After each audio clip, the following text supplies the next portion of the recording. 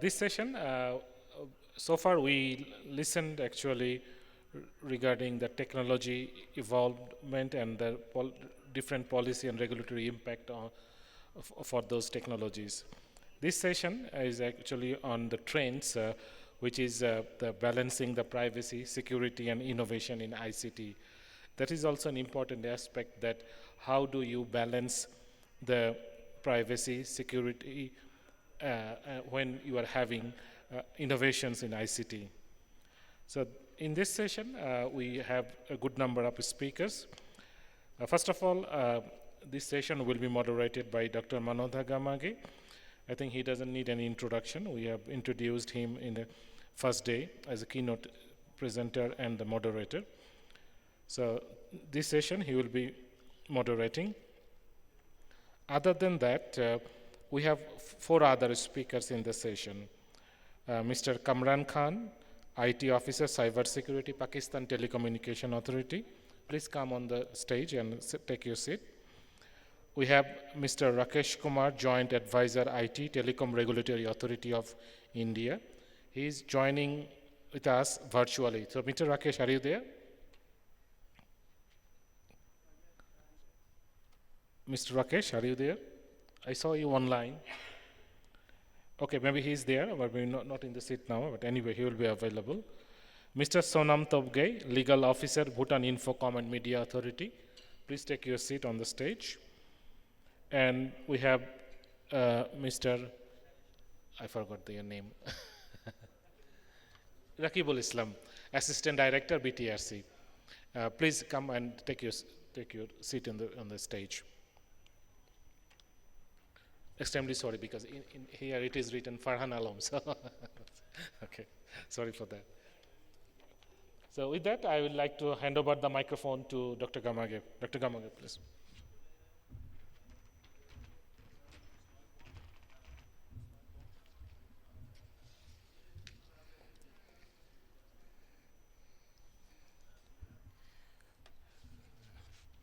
You have to put my presentation. Hello, everybody. So as usual, we are into the last session of the day, and lesser people. I'm sure all of you are tired listening for a lot of sessions. So this is about this is about balancing the privacy, security, and innovations in technologies.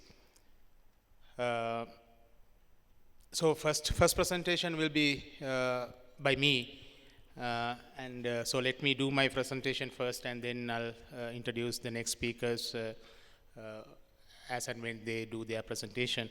So in a way, I was also put in a trouble by my friend. Initially, I was asked to talk for about 30 minutes, and now I am asked to cut it down to 10-15 minutes if possible. Let's see. So most of the slides will be redundant here now. I can do that in a way because you saw some of these slides in our keynote yesterday. So I told you that the 4th industrialized revolution, and we are moving from that to the 5th industrialized revolution. But also we said 3rd industrial revolution is the first information revolution, and 4th industrial revolution right now we are in is the 2nd information revolution. So we talked about this cyber physical systems as a whole, which is a convergence of a lot of 4th industrialized revolutions. And then with AI and IT innovations, we are going ahead with a huge change in everything. So the data is very vital for this. Data is going to be next, or the new oil. So we explained this CPS, cyber physical system, yesterday at my keynote, so I'll skip this for today at the interest of time. Now, this one also, maybe you saw it, but I want to highlight on this. With this digitization and digital technologies coming up and making a huge disruption, it changes the business models and the way we work, the way we create value, the way we interact with each other, the way we do business. I mean, basically everything is getting changed, and it's a huge challenge for all of us, for enterprises, for individuals, for customers, for everybody. But with innovations, we can convert them into opportunities. So innovation is a must, right? Innovation is a must. There is no doubt about it. We have seen these kind of innovations in the recent past, and they have been so successful in our industry. If you don't innovate, also we have seen this, you get eliminated, equally applicable for all of us. Now, therefore, let's be on the side where we disrupt things with innovation rather than getting disrupted by the changes, right? So I want to make sure that we be on the right side with innovations. Now, this is the real topic actually. So we, just because we are doing innovations, can we forget about the security and the privacy? So the regulating the privacy and the security concerns in fourth industrialized revolution, in the technologies, without blocking the IT innovations, it requires a lot of balanced and multifaceted approach. It's not straightforward probably, but we have to come up with new ideas to handle this. So one of the key things is your regulation has to be focused on more of risk-based regulation rather than prescriptive regulation like we do now.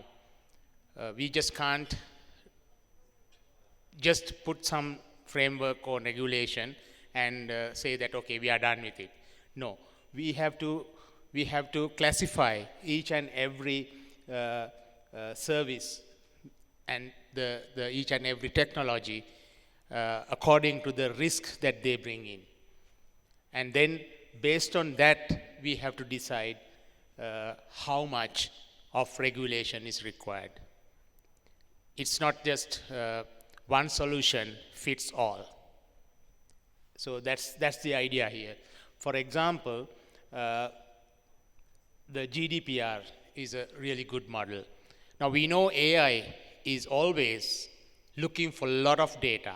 More the data you give is good for the algorithm, good for the output.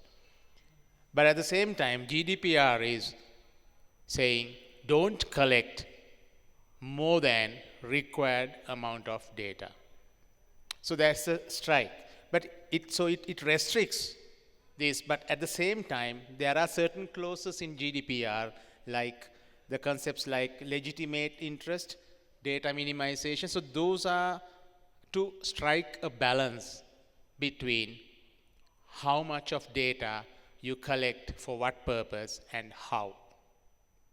So we need to come up with risk-based regulations like this to strike a balance. Again, I think yesterday also I showed this slide. I thought it's important, and because it's shared with you and at the interest of the time, I will skip this slide as well. And one of the global compliances that we have as basics in any kind of data protection regulation, one is, of course, we make the data owner, the controller, responsible. Then there could be data processors and sub-processors, but always the responsibility lies with the data owner or the controller. Then data sovereignty is another area. Now today, a lot of people are moving from in-house or on-prem data centers to cloud. When you move to the cloud, the data sovereignty issue will pop up. Now, there are restrictions as far as the jurisdictions are concerned. Therefore, when you want to put it in the cloud, you also have to make sure that you do not lose the sovereignty of the data. Therefore, I mean, there are certain, this is not just based on the legal system in your own country, but also it depends on what the legal systems in other countries. For example, if I think in the US law, they have something like, say, for example, a US company, take a big company, say Google or somebody, if they have a data center in another country, say in South Asia somewhere, and so according to the US law, they will consider that they can access that data collected by Google or whoever, the US company, in any part of the world, that they can access that. So we have to be careful when we put our data in such a place. So the data sovereignty, what I want to highlight here is data sovereignty is also very important, just like the privacy. Then another aspect of this regulation is you need to have the privacy by design. It's not something that you can have a system and then introduce this. When you design a system, that should be designed with privacy and security, of course. So that means from the beginning of the system, we ensure that we comply with these aspects of it. One example is that data anonymization, which is one of the methods of information sanitization, which means in a data where you encrypt the data, you don't have to decrypt it to make use of it. Sometimes you can do mathematical performance on that, processes on that, while it is encrypted. And also, there may be cases where you collect data and you use that for big data analytics as well as for AI, but you don't disclose the person involved with that data. Data can be used for the model, but you don't know whose data is that. Things like that. Then another important one is for our regulators, we can have some sandbox environments where, because these things are very complicated, just like in the enterprises we do proof of concepts, pilot projects, and so on, we can have a sandbox environment. I think I heard this from one or two presenters yesterday. I was happy to hear that some of them are thinking of this. So you can have this sandbox environment where people can try, before going commercial, they can try and experiment and see whether you are complying with the regulation, or you can even try out the compliance regulations before you go public or before you go as a commercial solution. For example, the Financial Conduct Authority, FCA in the UK, they have a sandbox for testing fintech solutions. So before you go and put it outside to the customers, they test it there to make sure that you comply with those regulations. Also, the regulations have to be, I mean, technology is very dynamic. Therefore, our regulations have to be agile as well. It cannot be a static one. I mean, the term agile, I'm sure you know it.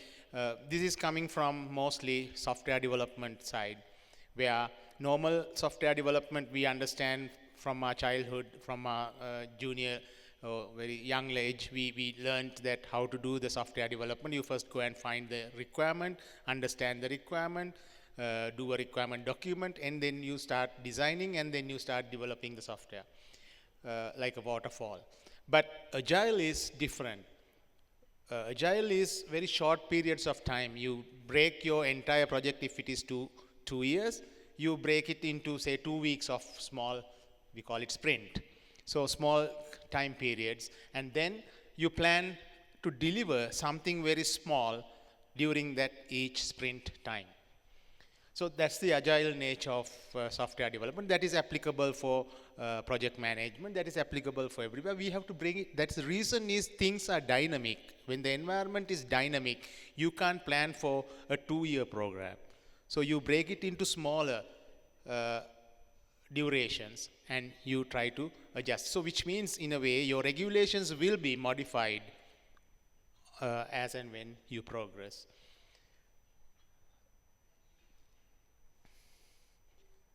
Then the data governance frameworks and the privacy. So this is usually ideal example is again GDPR.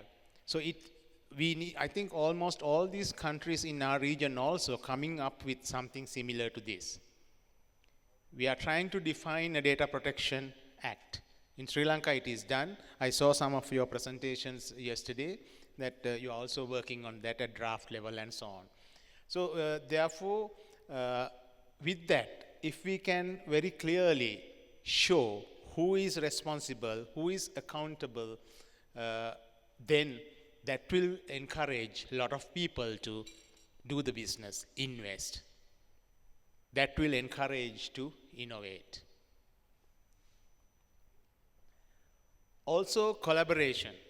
Collaboration is also very important. Collaborate within the countries with private and public sectors, and with the industry regulator and so on.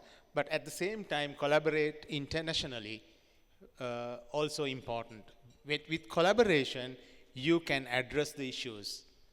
You should not be blocking the innovation, but always try to talk to the enterprise and get their opinion as well. Because if we make a mistake, that repercussions will be, the implications of the mistake could be much, much higher than in the past. Then define ethical AI autonomous system guidelines. So that is another important aspect where you try to define the ethical guidelines, the principles like transparency, fairness, accountability, and ability to explain. So those are obviously promote innovations while protecting privacy. So for example, IEEE, OECD, they have developed a lot of ethical guidelines. Those are not rules. Those are guidelines for the AI developers, system development people to follow best practices, so that will never discourage them to do the new things, but they will do it in compliance with the ethics. Then the security certifications and labels. So that's another thing that we can practice. Actually, in the UK, they have these certifications like Cyber Essential certification. It's given to enterprises. So when it's like getting ISO certified for certain security. When you are certified for something like this, then the users don't have to worry. They have got a certification, so whatever they produce must be in compliance with the existing regulations. So that confidence comes from the consumers. then the consumers will be encouraged to use that enterprise. So those are some of the things that you can do to balance this security and privacy without disturbing the innovation. Also, you can give some concessions to encourage the innovation, tax concessions and grants by the governments. You can do that. So some examples here, fund research to provide innovations in security. Certain tools, there are a lot of tools for encryptions, for zero knowledge proof, which means when you're authenticating things, we give a password to get authenticated, but now we have the possibility of like zero knowledge proof means we give the password, but the person who is authenticating cannot see the password or cannot get any information about my password. Homomorphic encryption is that, like I said earlier, you can do mathematical processing on encrypted data without decrypting them. So those are new things done by young innovators. Tools are there for this. So there are a lot of tools like this that are developed with the help of certain governments and certain funding. And we all know him and we all respect him. So what he said was, innovation has nothing to do with how many R&D dollars you have, but it's all about people. That's what he said. It's all about people, your human resource. So therefore, it's very important that we develop this human resource, capacity building. And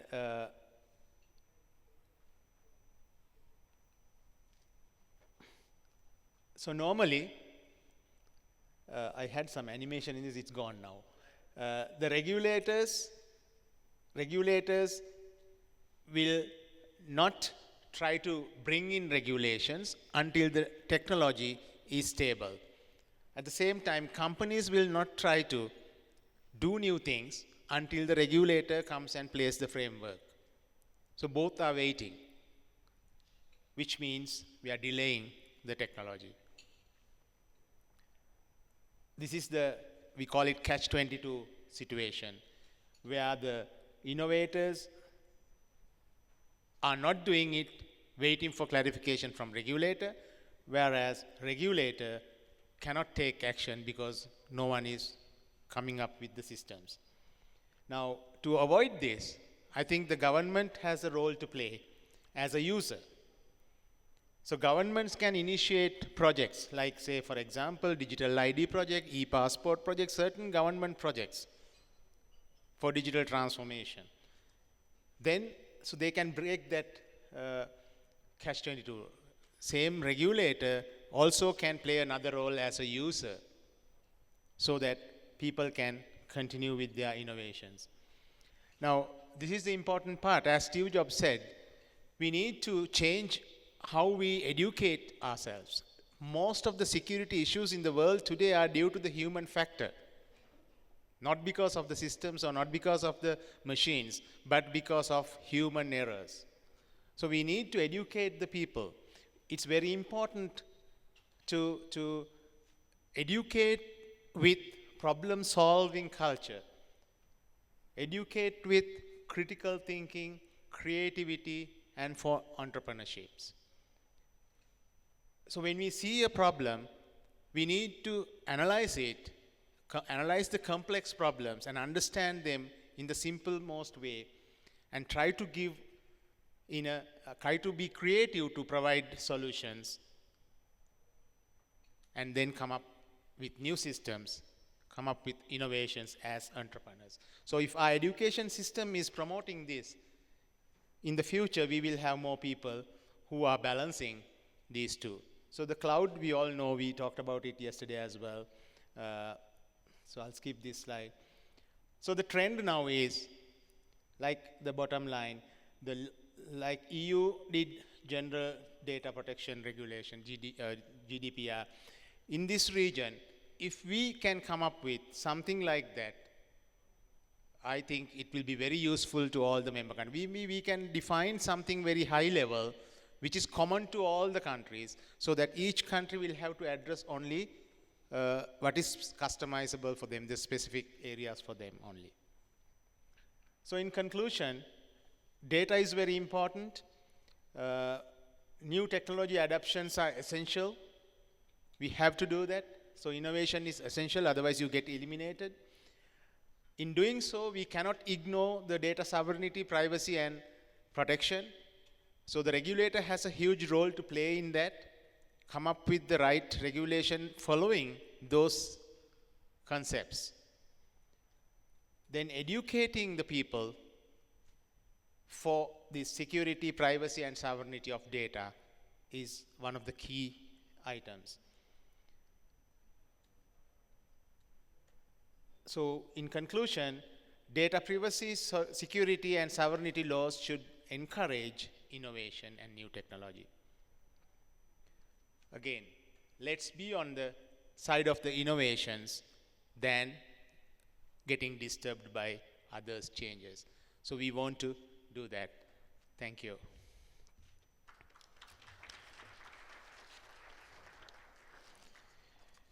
Okay, so let me change my role now, being a speaker to a moderator. Our first speaker will be Mr. Rajesh Kumar. He's a joint advisor at TRI, has diverse experience across various domains of the IT and telecommunications sector spanning 22 years. He holds an M.Tech from IIT Kanpur and MBA Delhi University, India. So he will do this virtual presentation. I hope Mr. Rakesh is online. Can you hear me? Dr. Gamage, am I audible? Yeah, now okay. Yeah, I Thank you hope so you much. heard me well Yeah. before. Did you? Yeah, I have heard you. I'm sharing my screen now. Okay, great. Thank Right, all yours. You can start your presentation. you.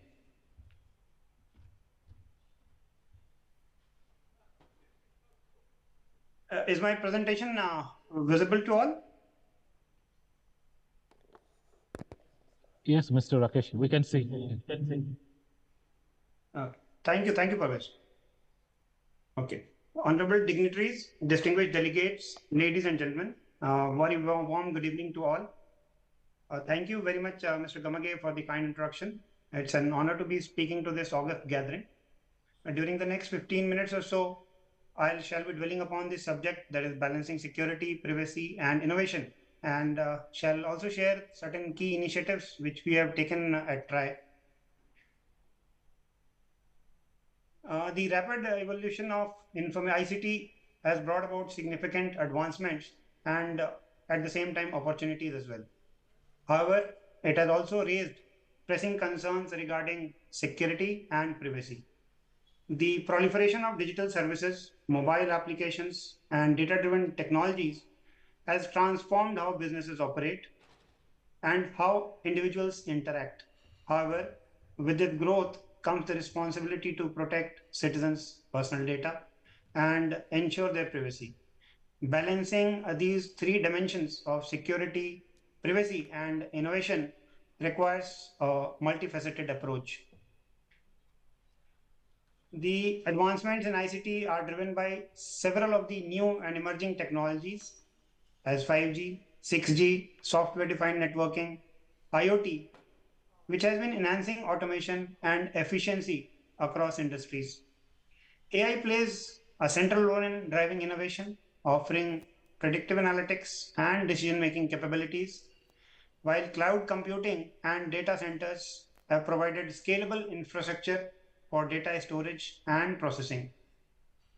Emerging technologies like quantum computing promise exponential computational power. AR, VR are revolutionizing human interaction, especially in the education, entertainment, and training. Edge computing has brought computation closer to the source of data, reducing latency and supporting real time applications. These innovations must be balanced with regulatory compliance and data privacy requirements to ensure that user information is protected while fostering a secure, scalable, and adaptable infrastructure for the future. The increasing complexity of ICT systems has escalated cybersecurity challenges, making them more vulnerable to sophisticated attacks. Advanced cyber threats such as ransomware, malware, and hacking exploit system vulnerabilities. As a result, data breaches have become more frequent, leading to significant privacy violations and financial losses. Addressing these challenges requires robust security measures, continuous monitoring, and regulatory compliance to protect against evolving threats in the digital landscape.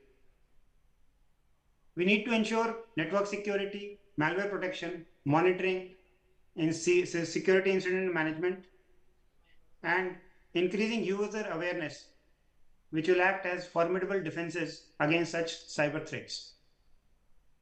Certain additional measures like standard operating procedures, secure configuration, removable media controls, managing the user privileges shall form the pillars of comprehensive security solution encompassing multiple stakeholders. Trusted hardware such as secure processors, encrypted storage, and tamper-resistant components ensure that devices and systems are built on secure platforms. This approach minimizes the risk of vulnerabilities being exploited by attackers at the most fundamental level of technology. The starting point for foolproof security begins with a trusted hardware.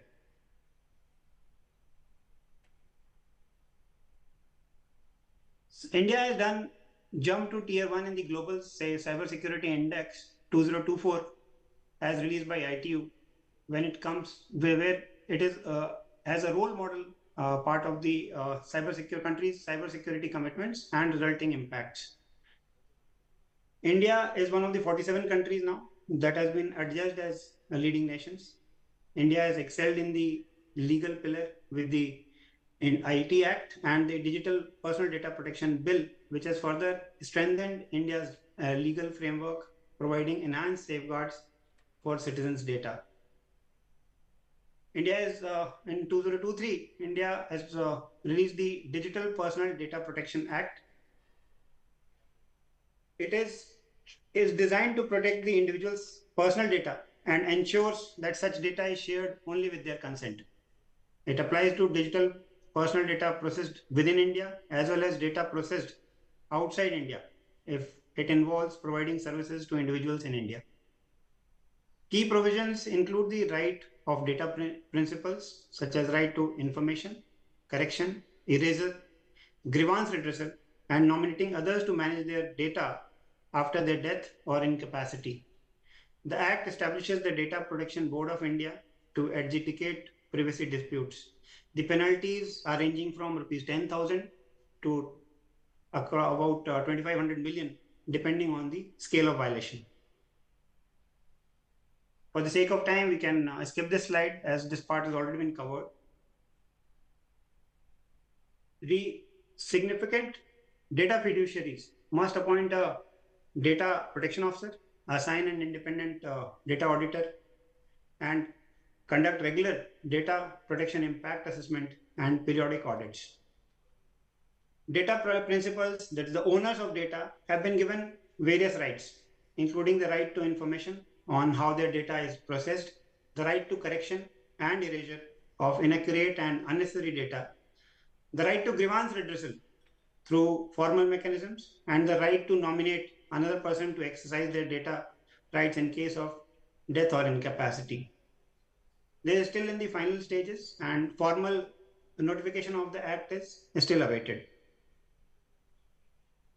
Along with this, to highlight on the innovation part, various measures have been taken by Government of India to promote innovation. A few of these I have listed here. That is the Telecom Product Link Incentive Scheme. It was for specifically for telecom and networking products, which was announced for a period of 5 years up to financial year 26. Tinkering labs, sorry, tinkering labs are at the school level to facilitate interaction between academia with the aim to foster curiosity, creativity, and imagination in the young minds starting at the school level.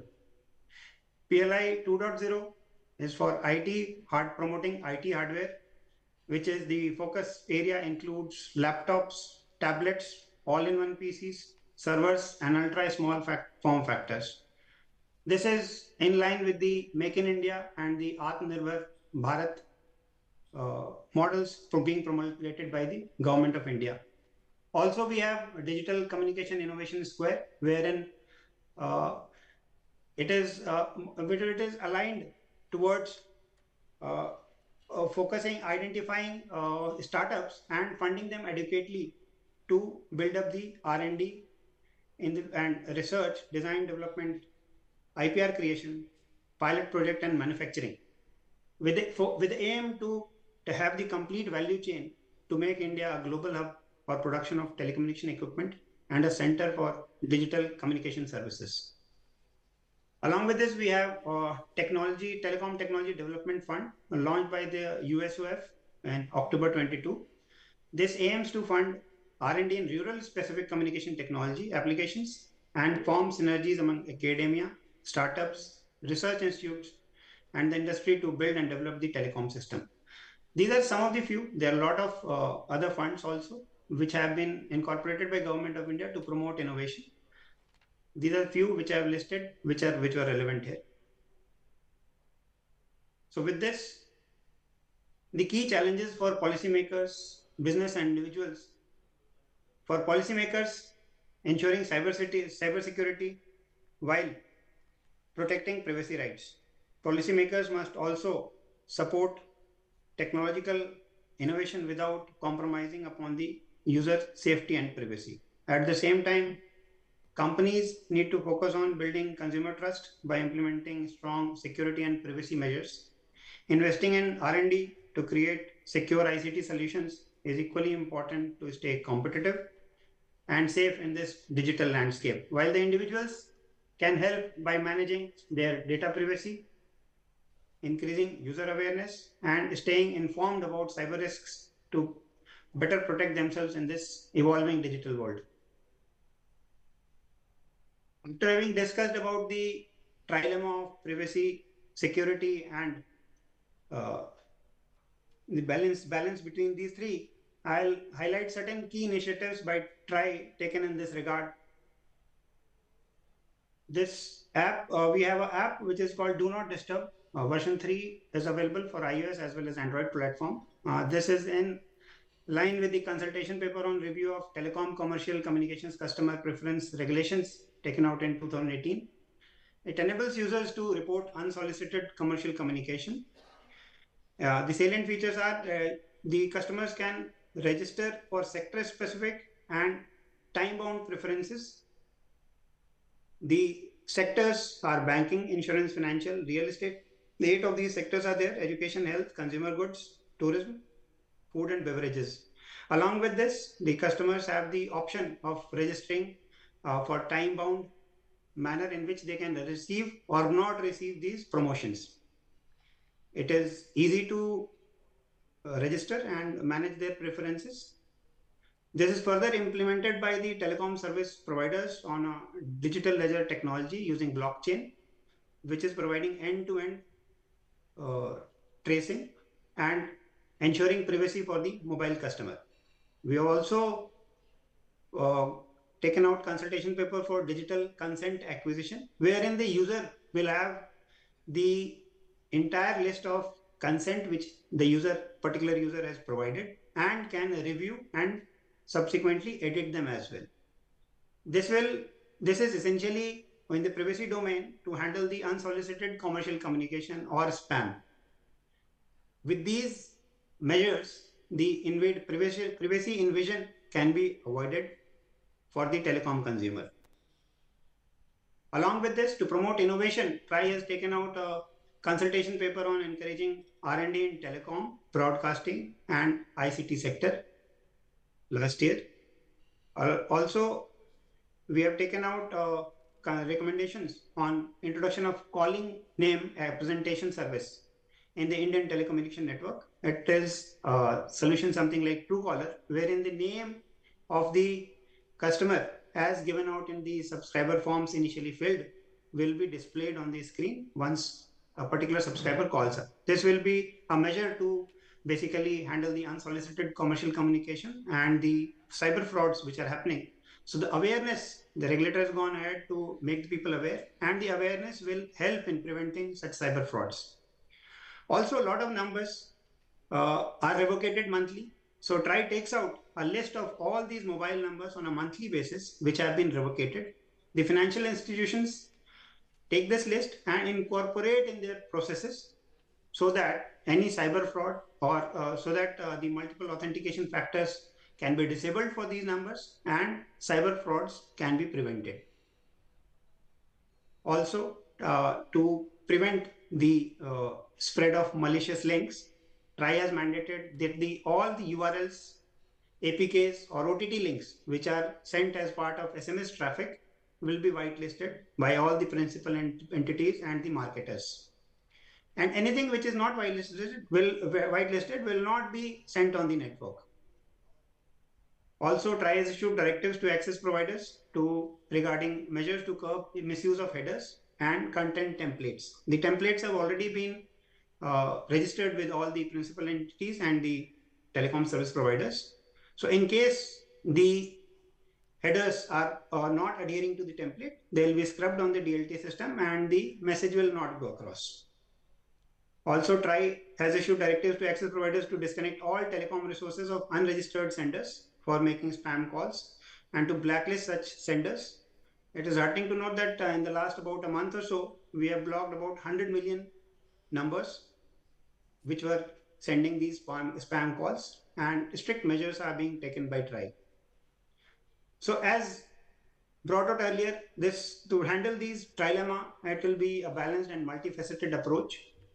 So TRI is, as its responsible regulator, is trying to handle all these tasks responsibly. With this, I come to the end. I'm open for any questions if there are any. Thank you. Thank you very much, Mr. Rakesh, for the very interesting presentation. From the audience, do you have any questions for? Yeah, yes. So thank you, Mr. Rakesh. My name is Farhan. I am from the Pakistan Telecommunication Authority. Thank you for your presentation. It was very informative presentation. My question is regarding data localization. For example, what is the India's policy for data localization? So as you know that recently all these big OTT players are there in the market, and they have a lot of data of their customers. So are they, one question, are these OTT players, for example, OTT communication service platforms such as WhatsApp, are they registered in India? And if they are, is there any policy of data localization that they can take the data of customers outside the geographical boundary of India, or they have to keep that data inside the geographical boundary? This is covered under the IT Act 2000, and this is governed by the Ministry of Information Technology. So as of now, the rules are there that data localization has to be done, but how far it has been achieved and what policies are these OTT players following? So for that, I do not have any data as of now. I'll have to get back on that, and maybe we can subsequently interact further. Right now, I don't have any data on that. Okay, thank you. We will track later. Thank you. Any other questions? Yes. Thank you so much for fluent presentation. I want to ask you about one of the achievements of the country about implementing a blockchain-based successful implementation that you have had in your slides about the Don't Disturb application that you have implemented and you have launched. My question is basically on the type of the blockchain you have used and you have implemented, even if it was a public blockchain or a private one. And the second question is that, as you know, the blockchain implementation has its own challenges like scalability. And how did you overcome this problem, this challenge? What consensus algorithm have you had established to overcome the scalability based on the population that you have in your country and the intrinsic of the blockchain systems that are usually concentrated about the transactions per second or per minute? Thank you. Thank you for the very good question. And with a population of about 140 billion and the messages running into 30 billion per day, so it is a mammoth task to establish any technology or to establish a scale. So here, what has happened? There are multiple telecom service providers. So each one of these telecom service providers, they have their own DLT system. So what happens the moment a complaint is registered through the app, the complaint is thereafter the complaint goes to the DLT system being run by a particular TSP, and thereafter end-to-end tracing can be done. Now each TSP has its own blockchain system. So the intricacies of these systems, I do not have the details as of now. The algorithms which they are using to follow, implement these DLTs, as of now, the visibility I don't have. I hope that answers the question. Yeah, okay. So thank you very much. So let's, thank you very much, Mr. Rakesh. We will move on with the next presenter. Next will be Mr. Kamran Khan, IT Officer, Cybersecurity of Pakistan Telecom Authority. Kamran has Masters of Computer Science from ARID University Rawalpindi and Bachelor's of Science in Computer Science from Virtual University, Pakistan. Over to you.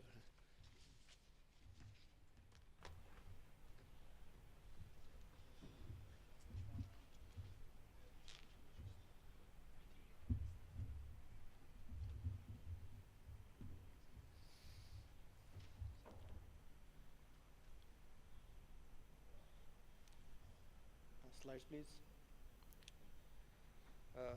So thank you, Dr. Gamage, for introduction, and thank you APT and CRA for organizing this workshop. Coming back to the presentation, which is on balancing privacy, security, and innovation.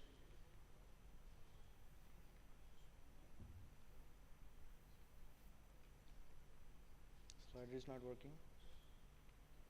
Okay. So as we know that there is rapid expansion in ICT from internet to mobile technologies. So with this expansion, there are growing concerns about privacy and security. So keeping this in view, there is a need to create a balanced approach while keeping no obstacles in a way of innovation and keeping privacy, security, and compliance to regulatory frameworks in a way.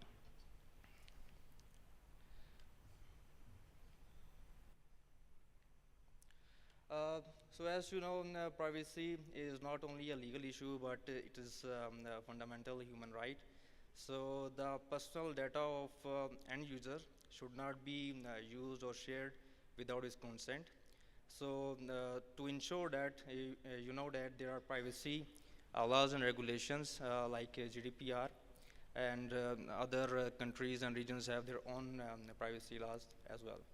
So there is need to create a balance that how much data the organizations could use. So in that perspective, the role of cybersecurity is very important in securing ICT systems and data. Because there are very different cybersecurity threats. Common cybersecurity threats include hacking, social engineering, ransomware, and different emerging threats. So this is just the top 10 biggest data breaches recently which happened, and you can see the names of very popular and big tech companies. I will not get into details due to time restrictions. So if there are any questions, I will be happy to answer that in answer questions session.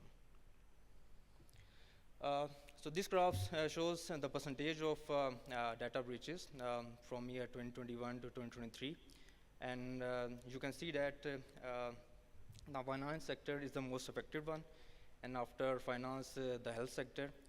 And if you can see the technology sector, the percentage of data breaches has been increased from 3% to 8%.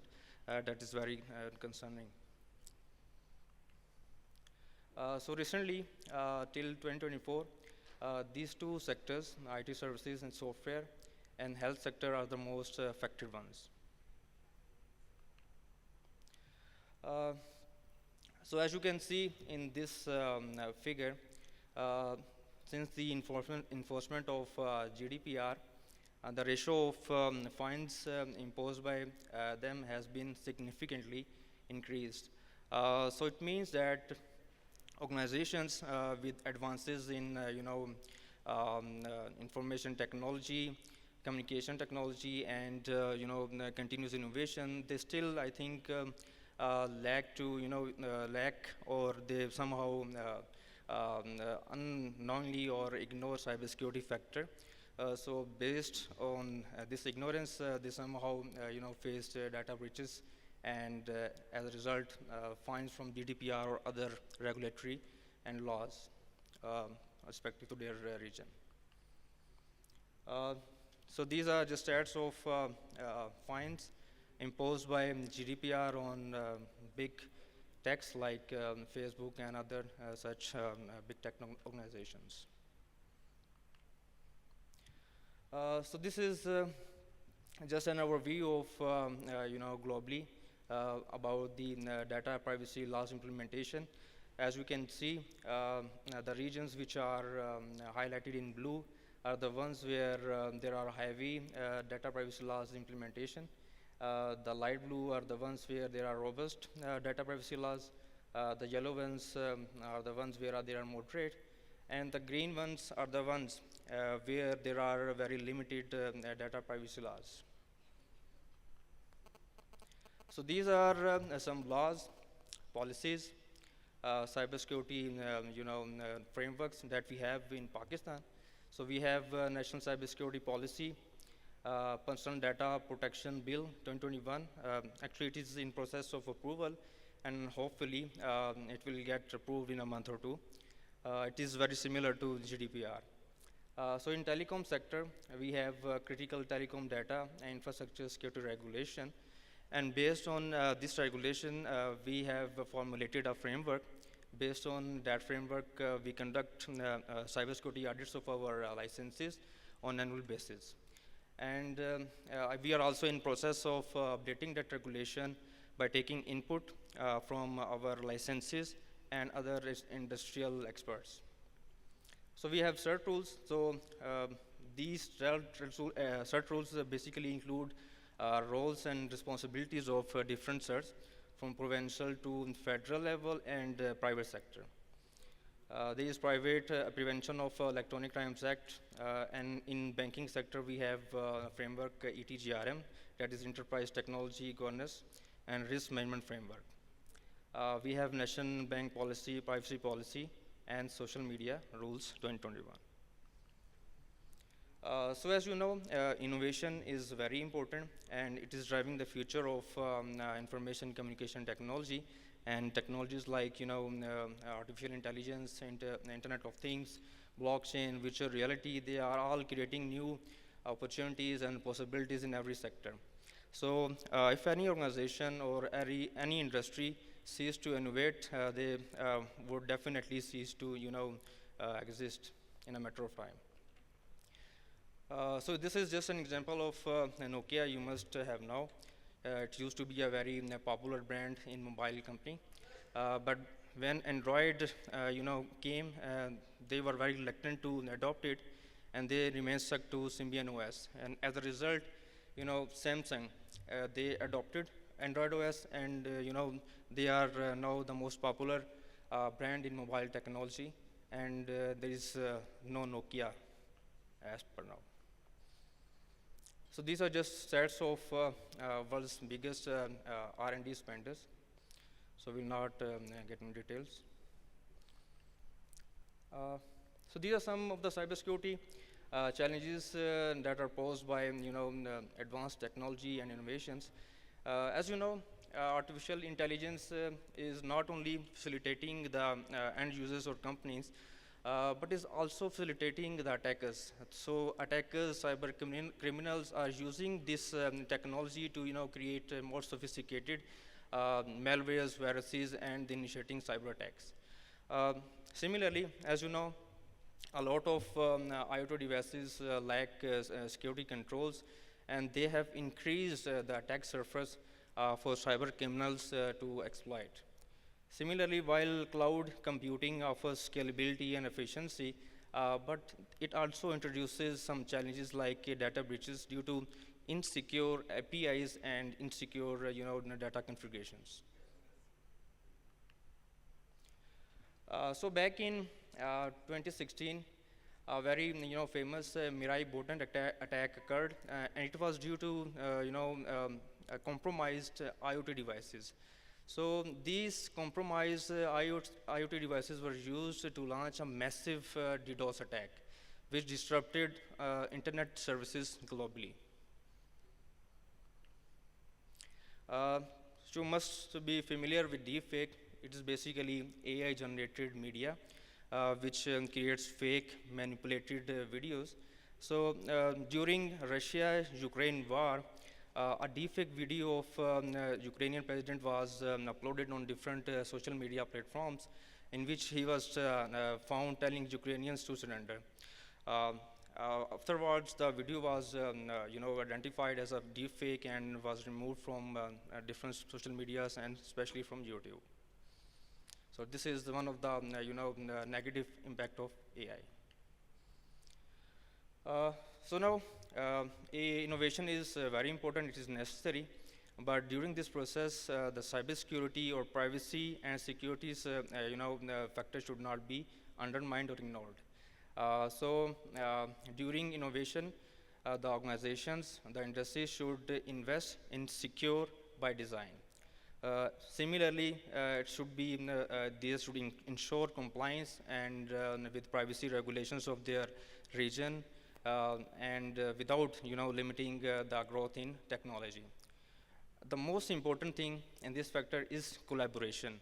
So collaboration between governments, regulators, vendors, and innovators is very important. So there are some frameworks which are there to facilitate industries, the organizations to maintain privacy and security, as well as innovate in a better way. So these are some frameworks: ISO 27001, NIST, and GDPR. And yes, you must be familiar with it. So these frameworks are there to create a balanced approach. They are not there to stop innovation. They are they are there to provide you guidelines to ensure the development of new techs in a secure and responsible way. So thank you. If there are any questions, I'm open to answer.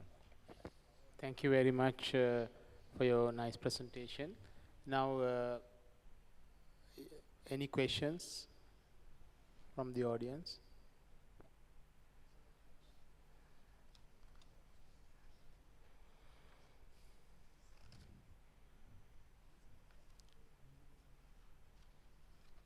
It seems no questions, maybe. Yeah. So let me ask you a question.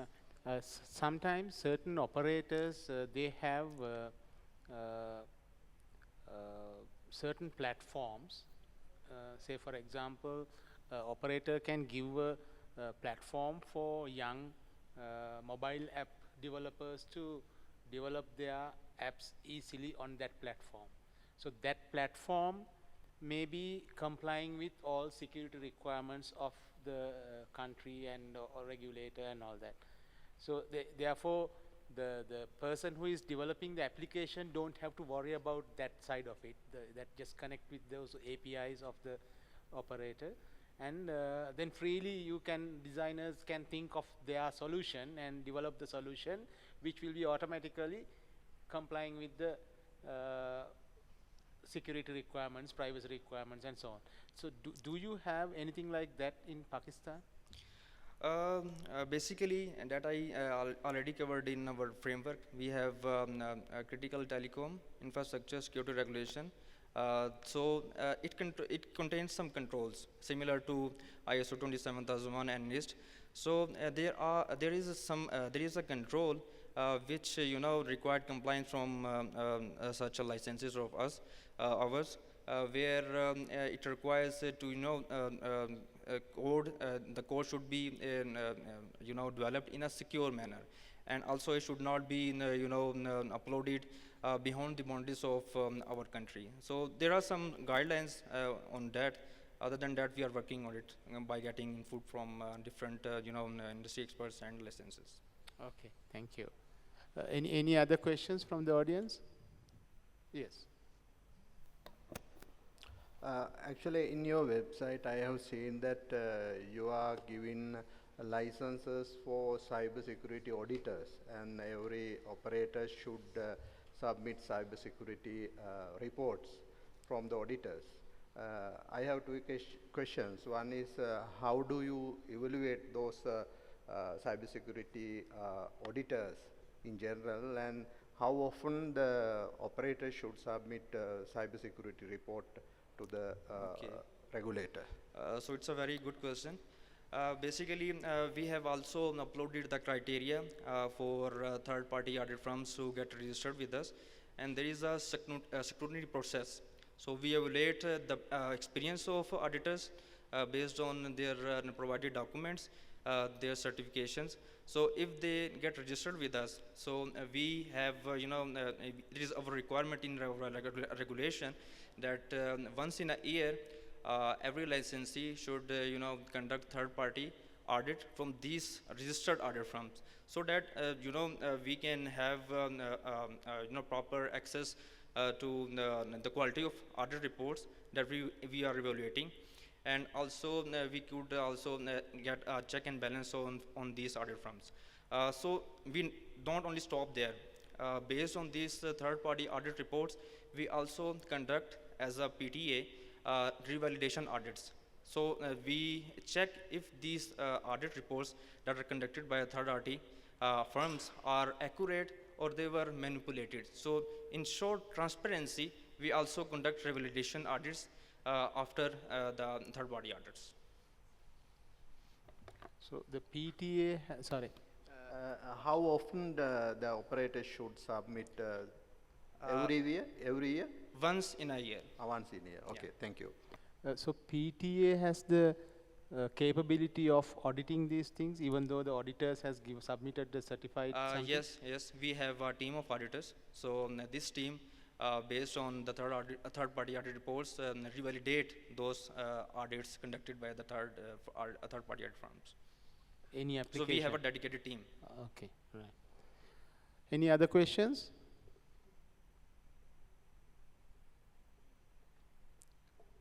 Okay, thank you very much, Mr. Kamaran. Thank you.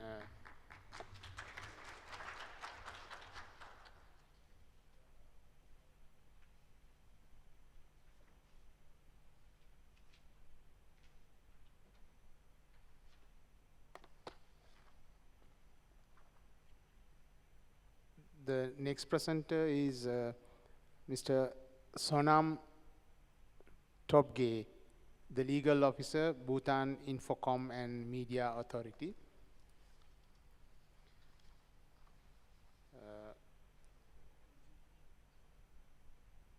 He holds a BCom LLB from Indian Institute of Legal Studies, India, postgraduate diploma, Royal Institute of Management, Thimphu, Bhutan.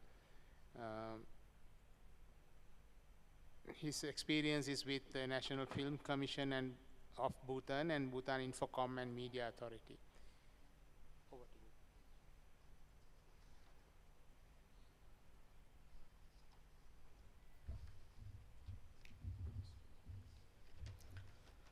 Good evening to all the distinguished guests and delegates from the APT member country. First of all, I would like to thank the APT member for giving me such kind of opportunity. And secondly, I would like to thank the CRA for hosting such a informative workshop, as most of the members present here are from the technical background, and I'm the only one from the non-technical background, and I got so many information from this workshop. And as already introduced by the doctor, I am serving as a legal officer in Bigma, and I don't have much experience in dealing with technical problems and all. Mostly my work is to deal with legal work. So today I will present on the cybersecurity and data protection in Bhutan and how it works.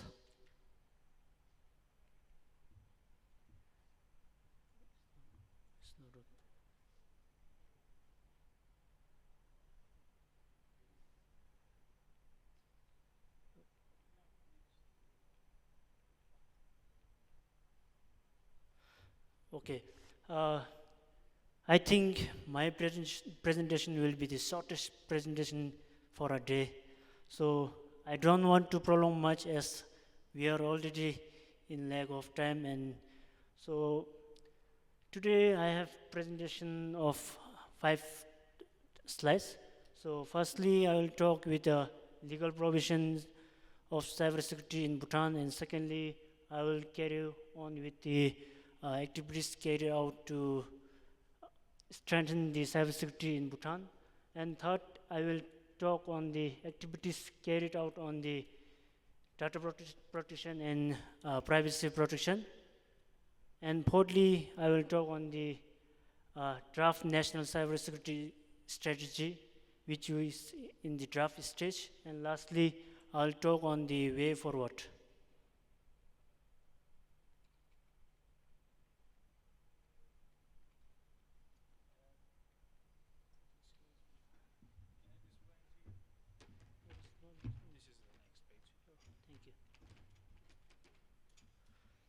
So in Bhutan, currently we don't have a separate Cybersecurity Act and Data Privacy Act. So just now we are dealing with the ISAM Act, which is Bhutan Information and Communication and Media Act 2018. So before, we have a ministry called Ministry of Information Communication. So now in 2023, we in Bhutan, we had major reforms in civil servants. So now this ministry is no longer. So we are on the process of drafting this act also. So on the process, we are following the ISAM Act 2018, and in this act, we have covered certain chapters which is related to cybersecurity, data protection, and protection of data online privacy. So currently, Bigma is under the new ministry that is called Ministry of Industry, Commerce and Employment. Before, we are under the Ministry of Information Communication. So currently we are working, when it is related to the media and communication, we seek policy directives from the Ministry of Industry, Commerce and Employment. And when it is a case which is related to ICT, there is a new agency formed in Bhutan, which is called as Government Technology Agency. We call it as a GovTech Agency. And currently, the lead agency to deal with the ICT is a GovTech Agency.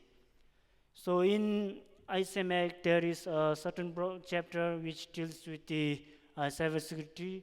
And here we, with the consultation with the authority, the ministry declares the media infrastructure as a critical information structure. And it was, we also established a Bhutan Computer Incident Response Team, BISAT, as a focal agency. And here we also, there is also a provision on the data protection, which highlights the collection of data and its disclosure. And we, in the ISM Act, there is also a chapter on importance of data privacy. So currently we don't have, we have the chapter in ISM Act, but it does not cover all the data privacy and cybersecurity components. So the GovTech agency is in the process of drafting a new Cybersecurity and Data Policy Act. So those are the activities that which we carried out to strengthen the cybersecurity in Bhutan. So firstly, we, as I said earlier, we established a Bhutan Computer Incident Response Team in 2016, which is currently under the GovTech agency. And till date, they have handled 655 cybersecurity incidents. And there is also, they have conducted cybersecurity incident stimulation access for the official. And BIGMA is also a working committee member, and from our BIGMA, one of the official is the member of the working committee. And they also have developed a code of practice for information security and cyber security and privacy. We have also initiated the audited cybersecurity audit findings like Pakistan. And there is also a draft critical information infrastructure regulation submitted for policy directives. Most of our policies and acts are currently are in draft stage as we are going through the reforms. So thirdly, I will talk on the activities carried out to strengthen the data protection and privacy. We have required our license to implement the privacy and data protection policy based on the international practice. And secondly, we also asked our service provider to do compliance on the KYC, and now we have moved it to eKYC. And thirdly, we have also made some changes in the SIM registration form where there is a need of consent from the customer when they fill up the form. And thirdly, there is also a National Digital Identity Act, which was enacted in the 2023, which mainly aims at the privacy, security, and consent. And lastly, we have also integrated biometrics. So before we have to, if we want to make a bank account and all, we have to go physically in the bank and fill up the forms. Now, after coming in NDI Acts, now we can do online because all the works we have to do through NDI Act. NDI app, we have launched a NDI app, so from there we will assist all the services. And fourthly, the national cybersecurity strategy. Those 7 components are the main principle to which is main strategies for the formation, drafting of national cybersecurity. Firstly, national cybersecurity governance and coordination. Here it talks about the formation and framing of policy, and there needs to be a coordination between the government agency, private agency, and all. Secondly, to the protection of the critical information structure and services. Here, GovTech agency is leading, and they will identify the agency which are related to critical information structure, and after that they will form a member. Thirdly, it deals with the legal framework and regulation and policy. And fourthly, there is a need to give cyber security awareness and capacity building. Currently, we lack capacity in the cyber security awareness. Fifth, we strengthen the incident handling. And sixth, we promote international and local cooperation. And seven, child protection on online things. Oh, sorry. Oh, if I talk about the way forward, Pigma will continue to coordinate with BICSA to strengthen the cybersecurity, data protection, and online and offline privacy, and to strengthen the cybersecurity auditing process for the telecom services. Currently, we have only two telcos, that is Bhutan Telecom and Tashi. And thirdly, to collaborate with the stakeholder and push the Cybersecurity Act.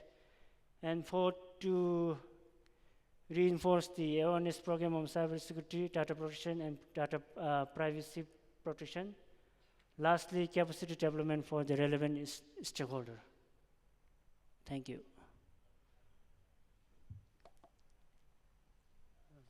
Thank you very much, Mr. Sonam. Any questions from the audience? Yeah. Thank you.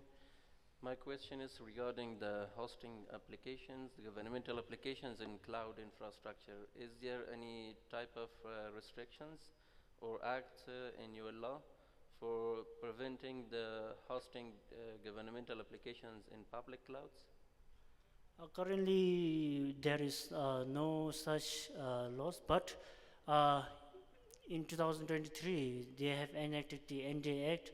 So in NDI Act, they does not allow public this like clouds and all. Okay, thank you. Adam, did you say that there is no access to public clouds from Bhutan, is it? There exists, but there is some certain limitation. We exist with the depending on the situation. Are you're saying for the government institutions? Yeah. Private sector, they can do it? Yeah. Okay. Any other questions? Yeah. So you mentioned child online safety protection, something in the second last slide. Yeah. So have you taken any steps with any international player, for example, TikTok, WhatsApp, or any international social media platform for that, or it's just a regulatory instrument you have made for child online protection or safety? Currently, we do not have certain online safety, but recently we have published notification to the public that while we are playing TikTok and all, we have to maintain and we have to follow the laws. So we have to, just for our entertainment, we should not defame others. So the Department of Law and Order have recently issued a notification to follow the guidelines while we are going online.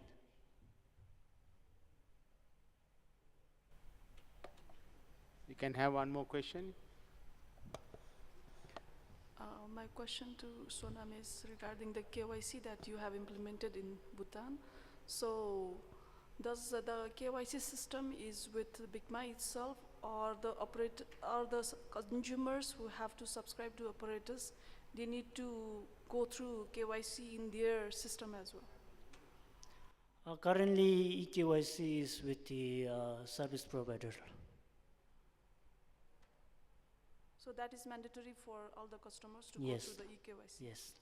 And that is the common system for all operators, or? Yes, it's common for all the system. So who owns that eKYC? eKYC currently is owned by the GovTech agency. Okay, thank you.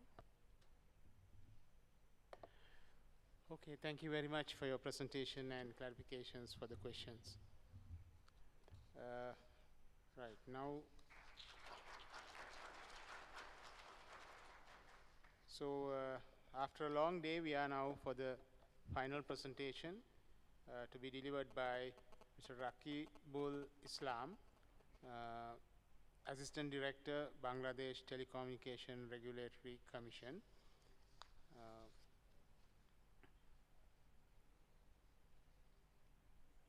Rakibul is currently serving as an Assistant Director in Legal and Licensing Division of BTRC. He has more than 4 years experience in telecom regulatory field. His main responsibilities include drafting acts, regulations, case management, and case handling. Currently, he is working on amendment of existing telecommunication law of Bangladesh. He is also acting as a member of Amendment Committee for Quality of Service Regulations in telecom sector of Bangladesh. Islam is a law graduate from the University of Rajshahi, Bangladesh, and holds a master's degree from the same university. Over to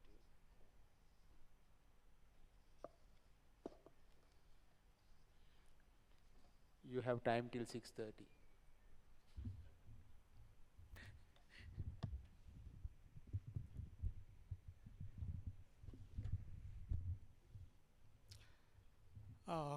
Good afternoon. First of all, I would like to thank APT for giving us this opportunity, and also thank you CRA for your hospitality. And we are at the final session of today. So I would like to share our views and opinions in context of Bangladesh. We were talking regarding the digital divide, and we are talking 5G, 6G. At the same time, we have to develop a method to protect our data, because we are surrounded by trillion of data in every day we produce. So we have to develop our method, and we have to protect our data and secure it, and at the same time we have to innovate something or some method for the protection of our data. So my colleague yesterday have mentioned our infrastructure development. There are 4 MNOs in our country who have already covered 100%, and we have 2,715 internet service providers throughout our country, and we have our NTTN operators, 6 NTTN operators who have lay fiber, and we have 4 towerco company, and we have 7 submarine cable and ITC, and recently 3 private submarine cable licenses have been issued. We have 1 satellite which covers 1600 megahertz capacity. So by this infrastructure, what we have been served to our citizens, 50 lakh citizens have been served through our emergency number, which is 999, and we have 700 e-services at MyGov platform and telemedicine services. Also, we have digital heart. It's a online marketplace. So sorry. Yeah. So what is the growth of IT and IT-enabled services? The IT and IT-enabled service industry is growing at a staggering rate since 2010, and it's after that it's 10% growth rate annually in 2010 to 2018, and then 2019 till now it's 40% growth rate annually. So in case of digital commerce, e-commerce is expected to have 80% growth by 2025. And the present market size is 3.1 billion, and 35% population have been served through this digital commerce, and number of web commerce is nearly almost 2,500 plus, and number of F-commerce, Facebook commerce is 50,000 plus. Market growth is 624% since 2010. So, and number of daily orders throughout the country, 1.6 plus million. And digital, in case of digital finance, we have 15% growth since its inception, and 72% of digital infrastructures are mobile financial services. So there are 102 plus million mobile services, financial services users in our country, and 1 plus million mobile financial service agents. They are working for mainly the companies, and there are 202 plus $1 million daily transaction throughout the mobile financial services, and interoperable digital transaction platform is on the way. That means there are the companies who can send money from one to other, such as we have called one MFS services Bikash and another is Nagad. Now we cannot transfer money, but we are trying to develop a system so that we can transfer money from one MFS to another. And there is a digital device, and Bangladesh is experiencing average 29.3% growth in digital device market. The market size is $2.4 billion. Market growth is 29.3%, and locally we have already licensed some local companies to produce mobile phone services, Walton, Symphony, Minister, etc. And global companies are like Samsung, Sony, Nokia, Hyundai, etc. So how we actually try to develop for our entrepreneurs. There is Unibetter. It's for the actually it's university incubator, where we have to submit a thesis or something like that before obtaining a degree. In that case, the students usually what they do they copy and paste, right? So in case of that, we are trying to develop a method that they will come with an innovative idea, so that with this innovative idea, we can research and we can produce something new that can help our society. So I have already mentioned there is Bikash, and Pathao is a ride sharing of our own country, and there is Chalda, it's an online marketplace. Shahoj, it's e-ticketing services. Paperfly, it's logistics services. Prabha Health, this is medical health services. So now, what is the importance of privacy and security in innovations? So my earlier speakers, especially Dr. Gamage, have already mentioned the importance and of in case of privacy, security, and innovations. I just focus on that when we build a house, what we do, if we want to build a multi-state building, we go to the engineers, right? And what they do for us, they do their best to protect our privacy, and they do their best for secure our building. In same way, we have to develop a method that our privacy should not be hampered. And it's already Universal Declaration of Human Rights, 1948, adopted by the UN. They have already declared that its privacy is a fundamental right. And in that case, security must protect the sensitive information in critical infrastructure. Already we have discussed that security ensures the continuity of services and economic stability. And in case of innovations, what is the importance of innovations? It drives economic growth and competitiveness, right? So if we do not have the secured device or secured any apps, we do not want to use it, right? So there is correlation among privacy, security, and innovations, and they are mostly they are interconnected. Privacy as a foundation for security and security as a prerequisite for privacy. And there are trade-offs, right? There are companies who are ready to snatch your security. So we have to make something what can balance this between security and privacy and innovation. So, and innovation must address both. My earlier speaker, Dr. Gamage, already said that privacy by design it's a must, and security by design. So, as we know that in a case that most of the user do not read the privacy policy, right? So the designer have to have the privacy by design, so that the user, without reading the privacy policy, being secured by their design. And privacy and security are both critical aspects of responsible and trustworthy innovation. They are not mutually exclusive, but rather complementary goals that should be pursued in tandem.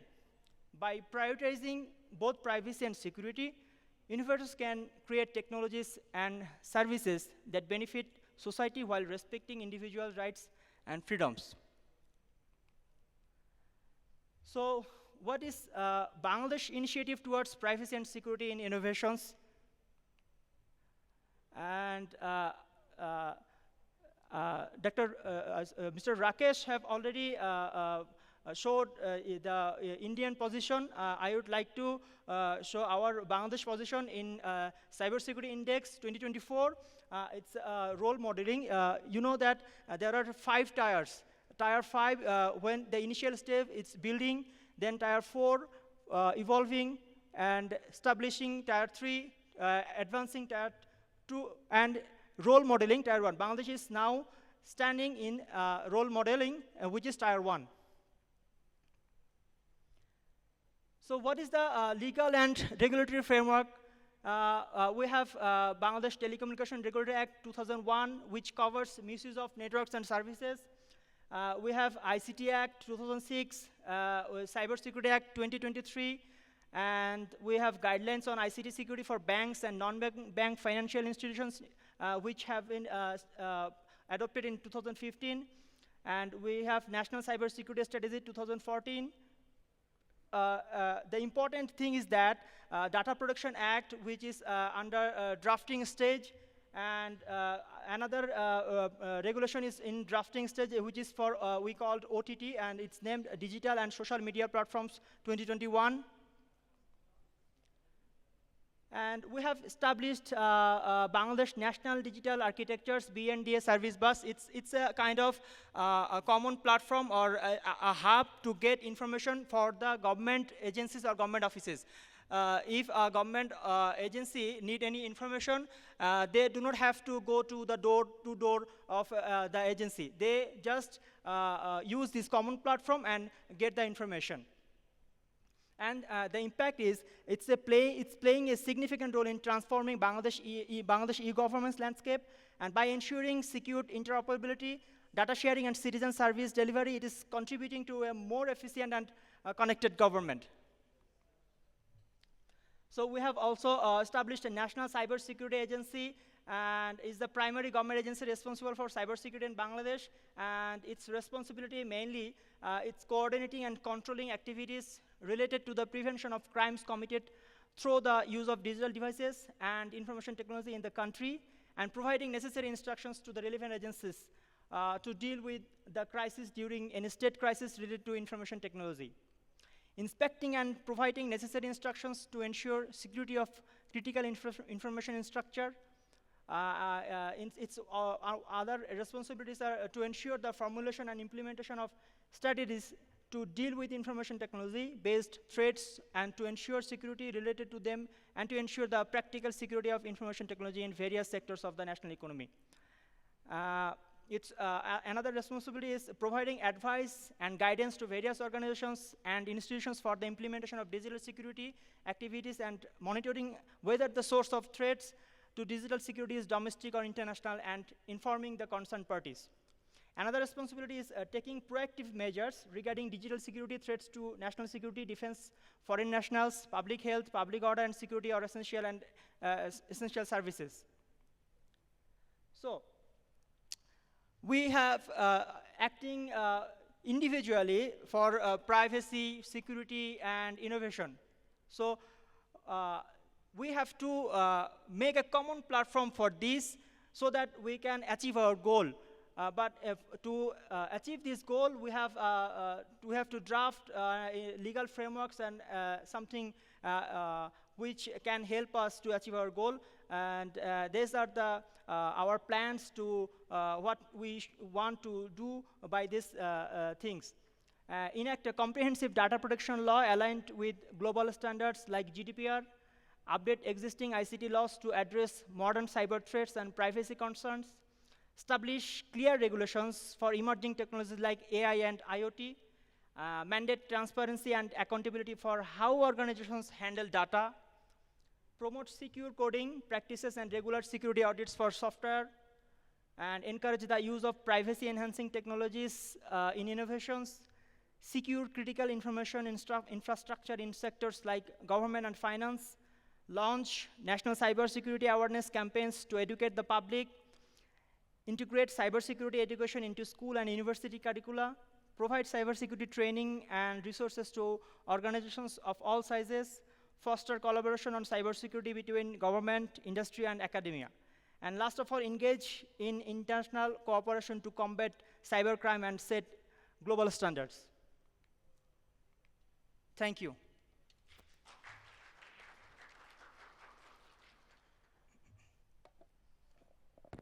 Thank you very much, Mr. Rakibul, for your informative presentation. So now, do you have any questions for him?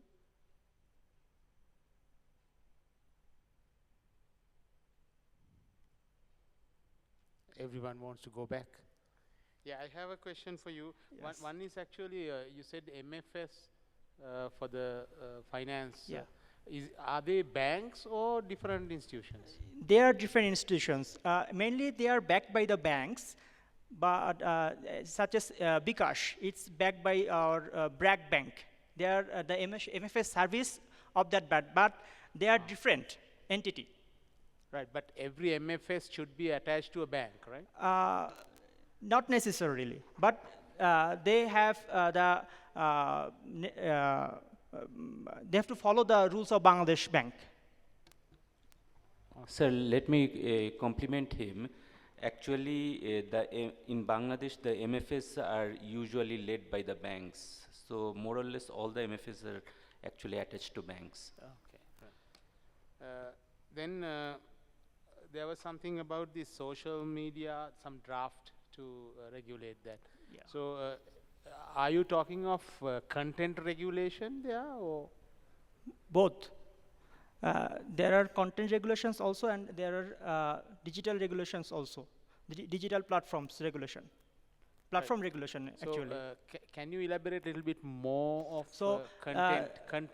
Content, it's suppose we have movies or like any series.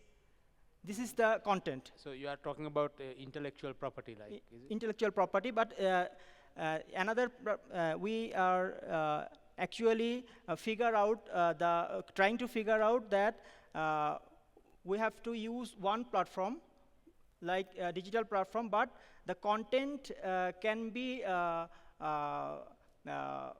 what should I say? The content can be managed by another authority. This is which is our broadcasting ministry. So does it include also any individual posting something in his personal Facebook or something like that is also come under? No, they are mainly we are focusing on YouTube, Facebook, Netflix, and social media.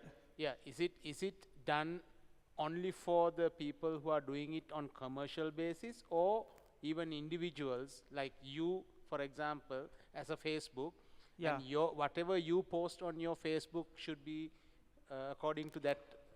Yeah. Okay. Right. Okay. Any other questions?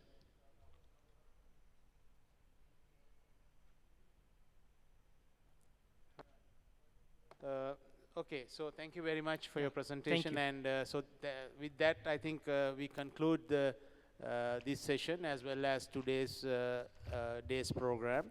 So round of applause for all the speakers in this session as well.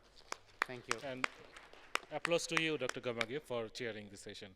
So today we finish our second day work, and then tomorrow we'll have a half-day program. So basically, we'll start tomorrow at 9:30, and then we'll finish by 12:30.